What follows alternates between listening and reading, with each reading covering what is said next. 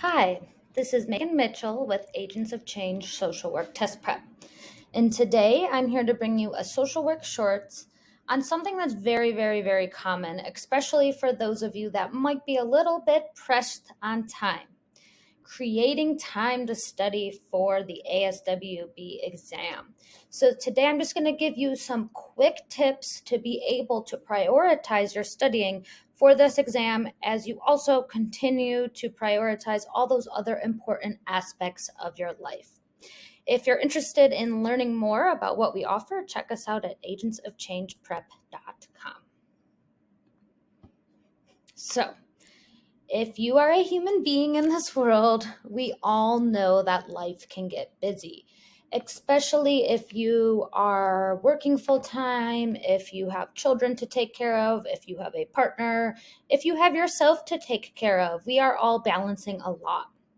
So it can be really challenging to find the time to, as you can see here, juggle all of those different commitments that we have. So how do you find the time? You need to carve out time and you need to find an approach and strategies that are going to work for you. So you want to make sure that you're being effective, you're putting the time that's needed aside, and that you're able to prioritize your commitments so that you are able to fully give your mental attention that you need to studying for the exam. So first, if you're thinking there's no way I can fit this in, it's just too busy, my life's too crazy right now, I suggest you start with a time audit. What does this mean? Go through your week and just determine where you spend your time, right? How often are you commuting? How often are you at work? How often are you sleeping, right? Do you have to pick up your kids from school? But also think of the other little things that might actually add up to time you could put aside for studying.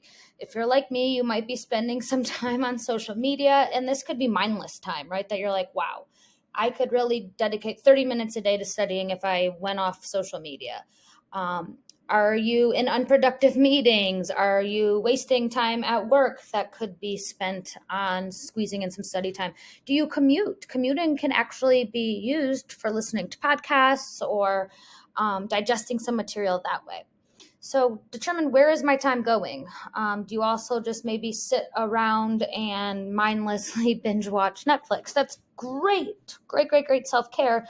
But could you maybe spend, an hour on the weekend where you might have been, like me, binge watching a show and you just really, really, really have to finish it, but maybe that time could be spent somewhere else. So once you know where your time is going, you're going to be able to identify where the gaps are. Where do you have time to do this, and where do you have opportunities to fit in some study time? And I definitely encourage you to find this time and find what works for you. It might seem like you're even too busy to breathe. We definitely get that. But you might be surprised where you find even just a few hidden minutes here and there. And those few minutes can add up to more and more time as you are studying. Okay, you need to prioritize and you need to organize. So not everything that screams for your attention deserves your attention. And I often say this because I often find myself finding areas that I feel like, oh my gosh, this is so urgent, and I need to take a step back and kind of sit with things and determine, is this really urgent right now? Prioritize your tasks and focus on what's important. And that might be even making a list. Like right now, this is most important to me.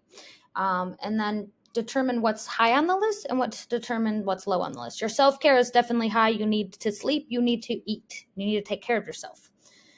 Remember, the loudest issues often get attention, but that can get noisy. So don't let the noise keep you from the finish line. And sometimes you got to tune out the noise, which can be really hard. So that might be doing a social media detox. That might be going to the library so you have a space, or going to a coffee shop where you know you're going to be able to get your work done. And utilize whatever organizational tools work for you. So for me, like I've said, I'm a very physical person. I have to have a to-do list. I have to have my appointments written out on calendars. There's tons of digital apps out there. You might be someone that is very tech savvy, but use what works for you, right? Learn more about how you can stay organized and are the do's and don'ts of ASWB exam prep. And I will say, buying materials and buying organizational tools does not go far enough. You have to actually utilize it. So do what's going to work for you. And remember, this is personalized to you. What works for me is not going to work for the next person. So this is going to be completely tailored to your own needs and your own schedule. Okay, you're going to want to implement time blocking. And what is time blocking? Time blocking is when you are setting aside specific blocks of time to dedicate to a certain task. So by doing this, you're less likely to be jumping from task to task. You're able to give your attention to where it needs to be, and you're going to have a predictable schedule that is going to be set aside for studying. And this might be done on a physical calendar. I am definitely someone that I have a very, very large physical calendar that I write everything on. It's almost like I brain dump everything on there, and it just really helps me to write it down, to physically touch it. But other people, like my husband, he lives by Google Calendar. It doesn't matter as long as you're blocking off the time. So maybe studying is going to be from 6 to 7 on Tuesdays and Thursdays. That's 2 hours there that you just carved out to be able to dedicate to studying. So make sure you're setting aside the time and make sure you're putting it on the calendar. Otherwise, what happens? We overschedule, we put it to the side, and we don't give it the proper attention that it needs. We all have downtime. It might not feel like it, but we do have downtime. So maximize that downtime, but do not overtake your downtime and forget about self-care by only focusing on studying. Do not cram. Do not let this take over your life, because you need balance. We are a human being that has different needs. We have different people that are important to us. We have different values that are important to us. So do not make this your entire life. People that have done that they're just like, this is my life for the next 3 months, they often get burnt out. So we don't want to do that. But when you're waiting in line, when you're driving in the car, maybe you're going for a walk, maybe during your lunch break, you can find some time to fit in some of your studying. So maybe you're going to have like some flashcards handy, or maybe you're at the dinner table and your kids are asking you some questions on your flashcards. Maybe you're using an app to review, or maybe you're just popping in your headphones and listening to a quick podcast. I'm an audio and visual learner, so when I'm on a walk, I'm listening and learning new content. Every minute counts. And I know that sounds silly and it sounds extreme, but you really can find the time, and it doesn't have to be a lot, right? That's why Agents of Change always breaks everything into bite-sized pieces so that you can fit this into your schedule. I don't want you to have to sit down for 5 hours at a time, because for a lot of people that's unreasonable. If you have not yet, make sure you check out our posts on how to use habit stacking and mindfulness to support your studying. Habit stacking is a great thing. It's maybe I will make my morning coffee and practice 10 questions, right? When you stack 2 habits together, you're more likely to follow through with it. So habit stacking is a great way to change your behavior and make something part of your everyday routine. So studying is definitely a give and a take. How I said, do not make it your full-time life goal for 3 months. You have to have balance. You also might have to give up some things. So are you willing to put in the short-term sacrifice? Are you willing to maybe say no to some things? Are you maybe willing to, prioritize studying for the long-term gain? And I ask some people, like, are you really able to commit right now? And they're not, and that's okay. It's better to be honest with yourself. And for some people, this might mean missing out on some immediate pleasures. So maybe you have to turn down a trip you wanted to take.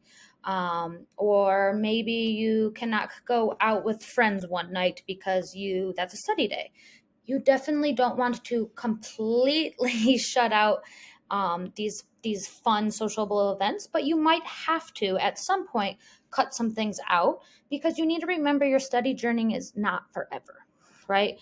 You are going to be studying for a short time. Think of this as a short time in your life. It is one point in your timeline, and the goal is that you're going to have a greater future benefit, right? You need to put some work in to have that long-term benefit. Remember, this is a season, not a lifetime. So study mode is just a phase in your journey. Think of when you were in undergrad and when you were in master's, and you had to study for a test or you had a big project coming up. It comes and it passes. So once you've achieved your goal and taken your test, you're going to have the opportunity to reward yourself, to reintroduce those things that you might have had to temporarily set it aside. But once again, it's all about balance, balance, balance, balance. There's a give and there's a take. Seek support. So this is something that I often see from people. We don't often like to ask for help, but don't be a lone ranger. There's so many people out there to support you, and we're social workers, so most of us love social connections. Let your family, friends, colleagues know about your exam in a way that you feel comfortable. Some people don't like the pressure of it. This is up to you, but it's important that people know what you're going through, so you don't just they're like, is this person staying inside? Why do they keep blowing me off? Allowing them to understand and support you during the study time can actually help you create more time, because they might be able to, maybe you need a babysitter and they're going to help you with that, or maybe your partner is able to watch the kiddos for 30 minutes. Also, join our study groups if you are an Agents of Change customer. We have 2 live study groups per month. These are just a great way to connect in real time with other people. And if you're not able to make them, some people come to all of them if possible. Other people are not able. They're recorded so you can watch them as well. But even just setting aside time twice per month to attend these study groups, that is putting forth some time and making the studying your priority. So don't be a lone ranger. There's people out there that want to support you and will really help you along the way in your journey. So where do we find the time? It's not about trying to, if you ever feel like, there's not enough hours in the day, we're not asking you to add more hours to your day. It's about optimizing the hours that you have. There's always, always, always going to be 24 hours in a day.